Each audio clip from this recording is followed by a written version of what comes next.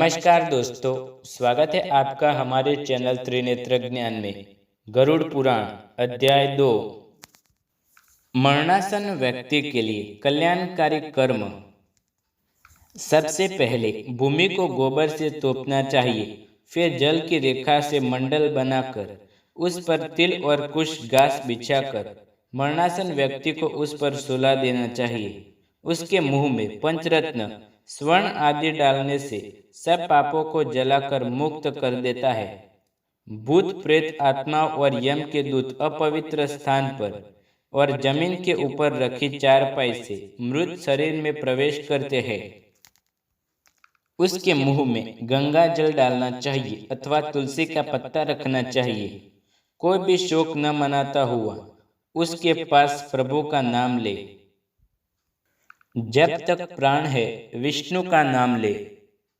यमराज का अपने दूतों को आदेश है कि मेरे पास उन आत्माओं को लाओ जो हरि का नाम नहीं लेते।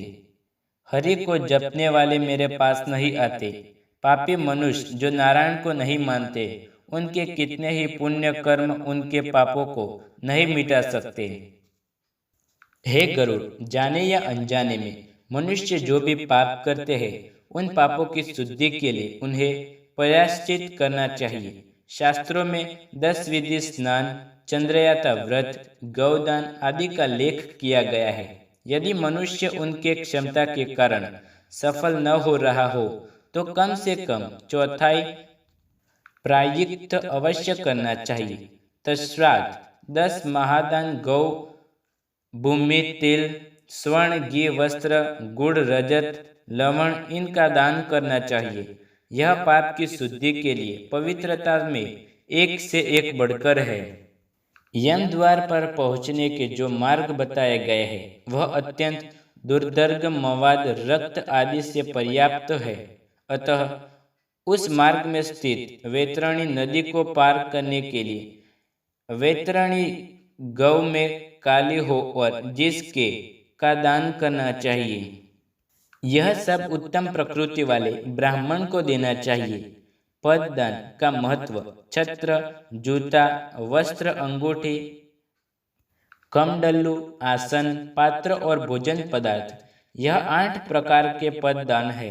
तिल पात्र, घृत पात्र, शैया तथा और जो अपने को इष्ट हो देना चाहिए।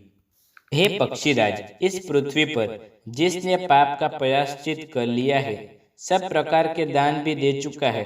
वैतरणी गौ तथा अष्टदान कर चुका है। जो तिल से पूर्ण पात्र, घी से भरा पात्र, शय्यादान और विधिव्रत पद दान करता है, वह नरक रूपी गर्भ में नहीं आता, अर्थात उसका पूर्ण जन्म नहीं होता। मनुष्य स्वयं जो दान करता है, परलोक में वह सबसे उसे प्राप्त होता है, वह उसके आगे रखा हुआ मिलता है। छत्र दान करने से मार्ग में सुख प्रदान करने वाली छाया प्राप्त होती है। पादुका दान से मनुष्य घोड़े पर सवार होकर सुखपूर्वक मार्ग पा सकता है। जल से परिपूर्ण कमंडलू के दान से मनुष्य सुखपूर्वक परलोक गमन करता है। वस्त्र आभूषण दान करने से यमदूत प्राणी को कष्ट नहीं देते हैं। तिल के दाने से मन, वाणी और शरीर के हुए पाप नष्ट होते हैं। सभी साधनों से युक्त शय्यादान से स्वर्ग लोक में 60,000 वर्ष तक इंद्र लोक को भोगना पड़ता है। इसके अतिरिक्त गौदान देने समय नांदा नांदा नाम के उच्चारण करने से वैतरणी नदी में नहीं गिरना पड़ता। दुख और बीमारी के समय तिल, लोहा, सोना, रुई का वस्त्र, नमक, 7 अनाज, भूमि का टुकड़ा देने से पाप कर्मों की शुद्धि होती है। लोहा दान करने समय यम की नगरी में नहीं जाता। लोहे का दान हाथों को जमीन के साथ छूते हुए देना चाहिए। यमराज के हाथों में कई प्रकार के लोहे के अस्त्र होते हैं। यह दान उस अस्त्र के प्रभाव को कम कर देता है।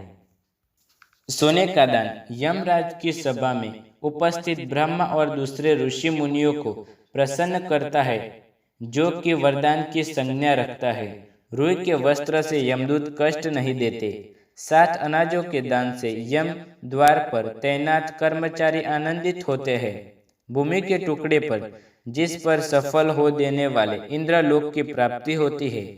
पूरे होश में रहते हुए एक गौ का दान बीमार अवस्था में 100 और मरणासन के समय 1000 गौदान करने के बराबर है। एक गौ केवल एक जन को ही दी जानी चाहिए। वह आदि इस गौ को बेचता है या किसी दूसरे के साथ इसका बंटवारा करता है तो उसका परिवार 7 पीढ़ियों तक पीड़ित रहता है। गौदान करने की विधि: काली या बुरी गौ के सींगों पर सोने का पत्र और पैरों में चांदी पहनाएं। इसका दूध पीतल के बर्तन में निकालें। गौ के ऊपर काले कपड़े का दृष्टांत डालें। दूध वाले बर्तन को ढक कर रुई के ऊपर रखें।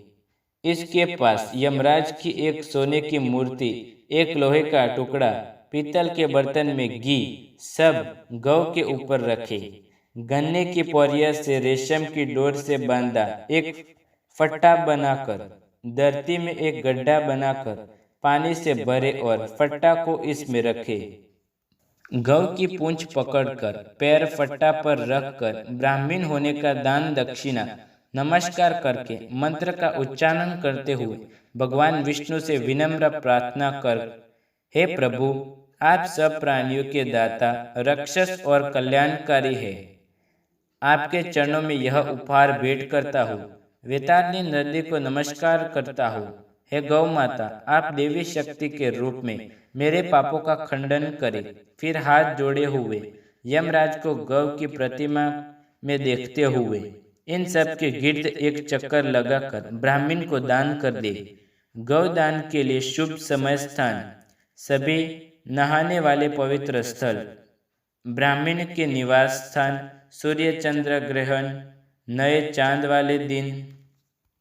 थोड़ी संपत्ति, धन अपने हाथों से दान में दी हुई का प्रभाव सदा ही रहता है। धन संपत्ति, पति पत्नी परिवार सब विनाश होने वाले हैं, इसलिए पुण्य कर्मों को संचित करें। पुण्य दान छोटे बड़े से मेरे को कोई फर्क नहीं पड़ता। लालच के कारण जो पापी लोग बीमारियों में पुण्य दान नहीं करते वह सदा दुखी रहते हैं। पुत्र पौत्र, भाई बंधु मित्र जो मरणासन व्यक्ति के लिए दान पुण्य नहीं करते उन्हें ब्राह्मण हत्या का पाप लगता है। इन बताए गए सभी प्रकार के दानों में प्राणी की श्रद्धा और अश्रद्धा आई हुई दान की अधिकता और कमी के कारण उसके फल में श्रेष्ठता और लघुता आती है। भूमि पर बने इस मंडल में ब्रह्मा, विष्णु, रुद्र, लक्ष्मी तथा अग्नि देवता विराजमान हो जाते हैं। अतः मंडल का निर्माण अवश्य करना चाहिए। मंडल वहीन भूमि पर प्राण त्याग करने पर उसे अन्य योनि नहीं प्राप्त होती। उसकी जीव आत्मा वायु के साथ भटकती रहती है। तिल मेरे पसीने से उत्पन्न हुए है, इसका प्रयोग करने पर असुर दानव दैत्य भाग जाता है। एक ही तिल का दाना स्वर्ण के 32 सेर तिल के बराबर है। कुश मेरे शरीर के रोमों से उत्पन्न हुए हैं। कुश के मूल के ब्रह्मा, मध्य में विष्णु तथा अग्रभाग में शिव को जानना चाहिए। इसलिए देवताओं की तृप्ति के लिए मुख्य रूप से कुश को और पितरों की तृप्ति के लिए तिल का महत्व है। हे पक्षी श्रेष्ठ विष्णु, एकादशी व्रत, गीता, तुलसी, ब्राह्मण और गौ, यह 6 दुर्गम असार संसार में लोगों को मुक्ति प्रदान करने के साधन हैं। अंतिम सांसों में ओ गंगा भगवत गीता के श्लोक अथवा हरि का नाम जपने से मंगलकारी होता है। मृत काल में मरणासन के दोनों हाथों में खुश रखना चाहिए। इससे प्राणी विष्णु लोक को प्राप्त करता है। लावणारस पितरों को प्रिय होता है अथवा स्वर्ग प्रदान करता है। उसके समीप तुलसी का पेड़, शालिग्राम की शिल्पा भी लाकर रखे। जिस घर में तुलसी स्थल बनाकर तुलसी की पूजा की जाती है वह एक पवित्र नहाने का स्नान माना जाता है और यम के दूत वहां नहीं आते। इसके बाद यथा विधान सूतकों का पाठ करना चाहिए। ऐसा करने से मृत्यु मुक्तिदायक होती है। शोक न मनाते पुत्र को शर्म मुंडवा कर नए वस्त्र धारण कर अपने प्रियजनों के साथ लाश को नहलाना चाहिए।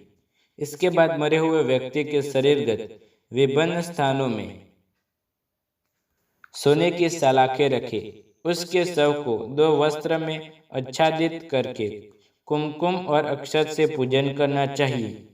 घर की बहुरानी और दूसरों को लाश की गिर्द चक्कर लगाकर उसे पूजन करना चाहिए और मरण स्थल पर चावल की खीर अर्पित करनी चाहिए। ऐसा करने से धरती माता और दिव्य शक्तियाँ प्रसन्न होती है।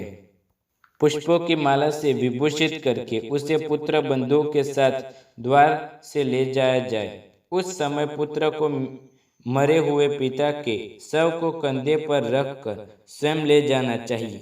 यदि मनुष्य को मोक्ष न मिलता हो तो पुत्र नरक से उसका उद्धार कर देता है। जो पुत्र लाश को कंधा देता है उसे हर कदम पर अश्वमेघ यज्ञ का फल मिलता है। दोस्तों, आप हमारे चैनल त्रिनेत्र ज्ञान में नए हैं तो चैनल को सब्सक्राइब करें गरुड़ पुराण के सारे अध्याय देखने के लिए। यह वीडियो आपको पसंद आए तो वीडियो को लाइक शेयर जरूर करें। धन्यवाद।